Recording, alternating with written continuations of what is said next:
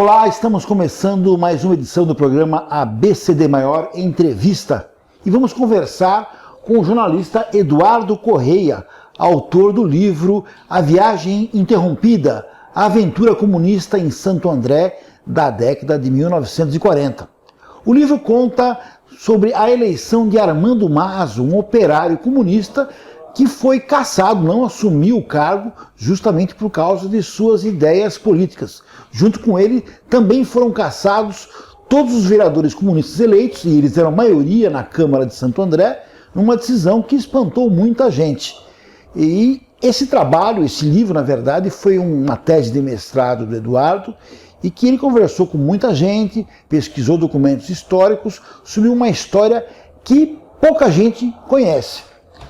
Eduardo, seja bem-vindo, e eu queria saber, primeira coisa, por que pouca gente conhece essa história da eleição do Armando Mazo em Santo André, e que você também desse um breve resumo do que aconteceu.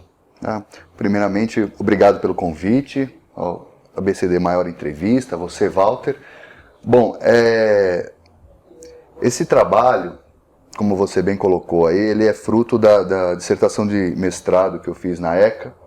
Eu defendi aí em 2004, teve a orientação do Ottaviani, o sociólogo, né? E o livro, ele procura mostrar não apenas o episódio em Santo André, a ocorrência com o Armando Mazo, o prefeito que não conseguiu tomar posse, né, foi eleito, e outros 13 vereadores e inúmeros outros políticos no estado de São Paulo de origem comunista, ideologia comunista, que estavam abrigados em outras legendas que também foram cassados, no PTB, por exemplo, PST, né? Mas tem um pano de fundo maior que também me interessou, que foi a questão dos primeiros momentos da Guerra Fria, logo após o final da Segunda Guerra Mundial, que começa aquela disputa entre Estados Unidos e União Soviética, e que você vê pela doutrina Truman, que foi a tentativa ou esforço dos norte-americanos em sufocar ou silenciar o movimento comunista que até então crescia muito na América Latina, até em função do resultado da Segunda Guerra, sim, no qual a União Soviética saiu, digamos, bem na foto, né, com a invasão de Berlim, etc. Né, o comunismo ele se apresentava como uma alternativa ao socialismo. Na época, inclusive, muitos intelectuais brasileiros se filiaram ao Partido Comunista, né? Sim. Carlos Drummond de Andrade, Jorge Amado, o próprio Portinari, o Cândido Portinari também. O Caio Prado. Você Exatamente. Tinha uma inteligência que estava vinculada ao partido, às ideias de esquerda, e que todos eles acabaram de uma maneira ou outra perdendo seus mandatos, a legenda foi suplantada. Então essa história interessou também, esse pano de fundo, para a gente ver como que a microhistória ela pode ser também interessante, porque você vê, é uma coisa mundial, é um processo mundial, e que acaba afetando numa cidade como Santo André, aqui no ABC Paulista, na década de 40, que é o impacto desse movimento, né? Que é todo, não se pode dizer que é uma orquestração conspiratória, mas as coisas vão se desenvolvendo, né? E acabam dando esse tipo de desfecho. A eleição foi quando, Eduardo? A eleição foi em 46. Em 46. Para posse em 40. Não, desculpa, a eleição foi em 47 para posse em 48, em 1º de janeiro. Certo. E a impedição foi nesse dia de 1º de janeiro. Até então eles iam tomar posse, haviam sido diplomados, estava tudo certo. A decisão saiu às vésperas da virada do ano, pelo Tribunal Eleitoral em Brasília não, né? Na época no Rio de Janeiro, né? E eles nem foram tomar posse desavisados, e chegou lá, foram impedidos, e aí teve uma confusão, briga, a polícia reprimiu tudo.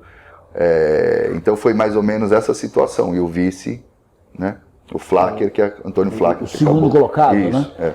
E o que é interessante, quer dizer, na verdade foi uma decisão jurídica tomada assim, de uma forma muito apressada, em cima da hora, né? Quer dizer, sim, mostra muito bem que esse jogo onde o judiciário muitas vezes interfere no processo político, numa eleição democrática, né? Isso não é novidade, já acontecia naquela época. Já, então, é como eu estava falando antes, as coisas vão andando em determinada direção e as forças que têm interesses que vão ao encontro desses objetivos, eles vão se juntando e aí acaba fazendo isso. É claro que a direita, na época, acionava a justiça, pedindo a cassação, falando das incongruências em tese que havia entre os candidatos que deixavam a legenda, e sempre ganhando guarita na justiça, sim. Né? Algumas muito polêmicas, algumas decisões polêmicas, a própria cassação do partido não foi por um processo tranquilo do PCB na época, Sim. né? Foi apertado e tal, mas a sempre ganhando. Do PCB foi um pouco antes, da eleição do Mazo, é isso? Tanto é que ele se elegeu pelo PST, né? Certo. Eles, com a legenda do PCB proibida, eles migraram para outras legendas, PTB, PST principalmente, né? Sim, e se elegeram por essas. A alegação dos adversários era o quê? Que eram comunistas infiltrados em outras legendas para ganhar a eleição, mas que ainda eram comunistas, né? Portanto, não deveriam ter o direito de disputar os pleitos. Né? Agora, Eduardo, você falou aí até que foi uma coisa tão tomada de uma forma tão rápida e apressada, a decisão da Justiça, né?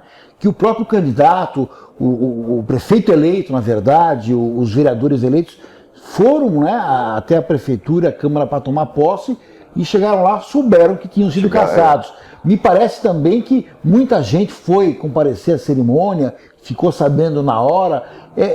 Houve reação popular contra essa cassação feita pela Justiça? Então, na hora da posse que foi interrompida, houve tumulto, houve briga, houve agressão, houve corre-corre na cidade, né? No centro ali da cidade, eu conversei com o seu Manuel, que foi um dos vereadores eleitos, né? Ele ainda estava vivo, e ele contando como que foi a fuga, porque a polícia bateu mesmo, a polícia reprimiu com violência mesmo. E agora, tirando esse momento, você não teve mais, assim, a cidade se mobilizando, a coisa aconteceu nesse momento de tensão, mas depois a vida seguiu seu rumo, né? Isso que é um pouco estranho também, né? Sim, sim. Porque não teve essa reação popular organizada que poderia ter. Né? A imprensa, na época, como tratou o caso? Então, você tem duas linhas. Você tem a imprensa mais ligada à esquerda, que era representada pelo Hoje, depois virou Hoje em Dia. Que era um jornal do Partido Comunista? Do partido, né? E era um jornal grande, era um jornal que tinha uma tiragem expressiva, né? E que dava voz a esse lado, a esse grupo. Mas você tinha a imprensa tradicional, tanto a local, aqui do ABC, quanto a grande imprensa, né, a imprensa de referência, que sim tratavam, digamos, com uma certa parcialidade para um determinado lado. Principalmente isso na pequena imprensa, aqui na imprensa local, que as disputas, até porque a gente estava falando de eleição municipal, né, as coisas ficavam mais... o debate era mais local. Isso, era mais local e mais intenso, e esses jornais tinham uma posição mais clara contra a esquerda, os candidatos de esquerda. Na grande imprensa, até que você percebia uma certa... Se não havia uma neutralidade, mas o desequilíbrio não era tão grande. Você tinha umas críticas em editorial e tal, mas a cobertura em si, ela, numa primeira olhada, assim, você falou que era isenta, os processos todos, né? O que você tinha um desequilíbrio talvez fosse questionar a questão da justiça, né? Que também julgava por critérios próprios ali, que podem ser polêmicos e contestáveis, e um pouco da imprensa assim. E você tinha a imprensa, digamos, marrom, sim, né? Que era, por exemplo, A Noite, né? O jornal A Noite. Esse sim fazia campanha dia a dia contra o movimento comunista, contra a esquerda. Percebe-se que havia uma ligação muito grande com o pessoal do DOPS, no sentido de pautar as matérias. Né? Então era muito... E aí, como era um jornal sensacionalista, eles publicavam e depois, tudo bem. Que eu lembro de uma matéria interessante que era sobre o desembarque de armas no Porto de Santos para uma segunda intentona, uma segunda revolução. Sim. E eles davam isso na capa, com estardalhaço, e no outro dia ninguém mais falava no assunto. Sim. E você achava esses documentos nos relatórios dos investigadores do DOPS, né? Que eles escreviam essas coisas, que supunha-se... acredita-se que vai ter o desembarque, não sei o que, de repente você via a matéria lá, mas não tinha uma foto, não tinha nada contundente, sim. Isso... Um puro boato, né? Puro boato, balão de ensaio, né, como a gente diz no jornalismo tal, se jogava muito com essa questão, né? Sim, sim. Agora, uma coisa que chama a atenção, justamente é uma história que é pouco contada, ou pelo menos que hoje pouca gente conhece a eleição do Armando Mazo, né? Na verdade, o Armando Mazo e os vereadores comunistas, que eram maioria nessa eleição, ganharam a eleição, eles faziam parte de um movimento operário muito forte, tanto em Santo André como em outras cidades do ABC, né? Então, essa história, se ela não chegou a ser apagada completamente, ela foi bastante diminuída na sua memória, né? É claro, é preciso fazer o registro também que tem um bom livro, um excelente livro, aliás, do Ademir Médici, né, Os Cavaleiros de Prece, que também conta esse período. Existem, o próprio Maso tem uma biografia que foi lançada pela Prefeitura de São Bernardo, uma autobiografia dele. Então você tem alguns registros, né? Mas não é uma coisa que faz parte do calendário histórico daqui do ABC, das cidades, que tentou-se um apagamento disso. Né? Como acontecia no geral com relação a episódios semelhantes. Né? Sim, quer dizer, que a história dos derrotados, ela acaba desaparecendo, né? Que é uma tradição, né, na historiografia nossa, que agora que se resgata um pouco, de contar a história dos dominados, ou a história dos vencidos, né, como se fala. Né? A proposta do livro é um pouco essa, né, dessa outra visão. Certo. Eduardo, você então queria que você mostrasse o livro aí para o pessoal, né, A Viagem Interrompida. Queria agradecer, inclusive, a editora Anita Garibaldi, né, da Fundação Maurício Grabois, que permitiu a impressão, ficou muito, muito boa aqui, eu gostei bastante. Você chegou a conversar com muitos personagens dessa história que você conta? Sim, os que não tinham muitos vivos, né?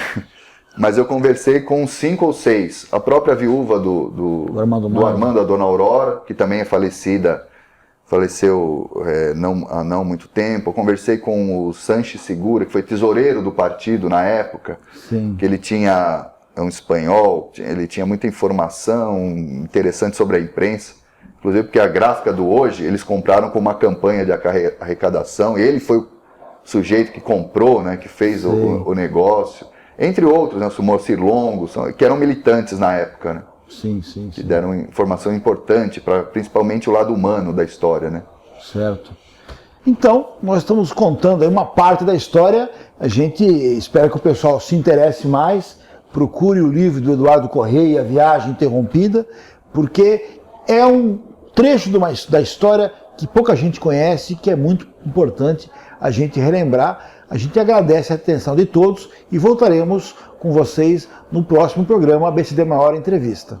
Obrigado, Eduardo. Eu agradeço também a ABCD Maior Entrevista, ao Walter, e estamos à disposição sempre que quiser bater um papo aqui. É um prazer estar com vocês. Tá certo. Até o próximo programa.